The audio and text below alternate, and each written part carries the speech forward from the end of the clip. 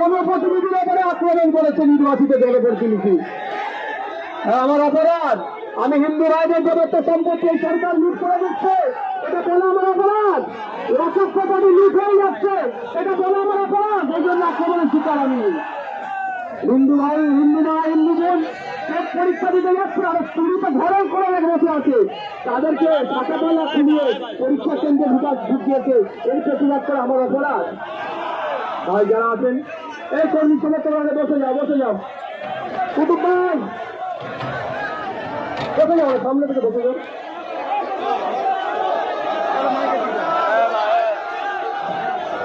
কলকাতা ভাই,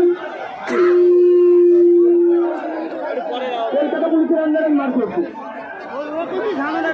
Kolkata labour complex.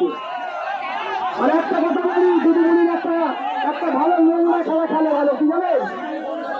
যখন এরকম সমস্যায় পড়বে, ওই জাফর সাহেব অফিসারকে পাঠিয়ে দেবে, নৌরের সাহেব অফিসারকে পাঠিয়ে দেবে। নৌরের কিছু একটা বলার নয়। আমরা দেখেছি এ বছর বসে, আমরা দেখেছি আফগানিস্তানকে যখন হত্যা করলো, তখন তাকে পাঠিয়েছিল মেঘাত খালিদকে।